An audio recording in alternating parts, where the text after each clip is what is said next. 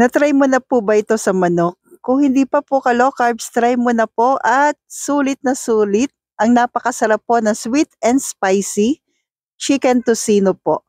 Una, yung 1 kilo pong manok, lagyan natin ng 1/4 cup po ng golden monk fruit. Available po ito sa Cheddar's Green Dahan, para siyang asukal na pula.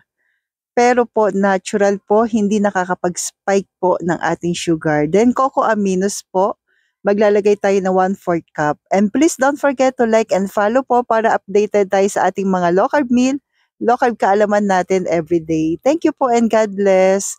After po natin mailagay yung ating cocoa aminos, maglalagay naman po tayo ng paminta.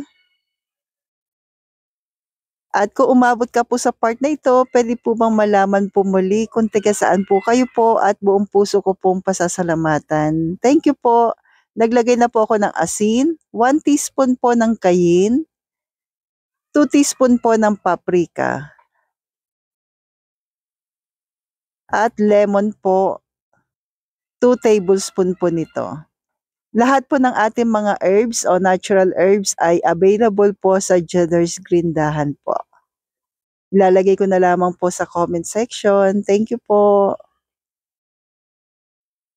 Then garlic, mas maraming bawang, mas okay po ka-low carbs.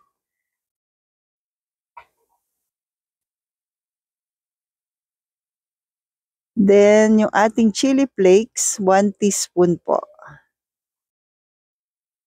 Yan, kaya tinawag po na sweet and spicy. Naging sweet siya sa natural sweetener natin na golden monk fruit. 0 carbs po yun. Then yung ating chili flakes at cayenne. Yan, kaya kung mahilig po kayo sa spicy katulad ko po, try mo na po. Pero kung ayaw nyo po ng spicy, so pwede naman skip po yung chili flakes at cayenne.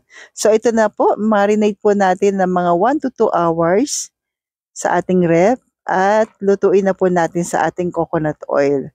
Pero paalala po ay katamtamang lakas lang po ng apoy para hindi siya madaling masunog. Yan.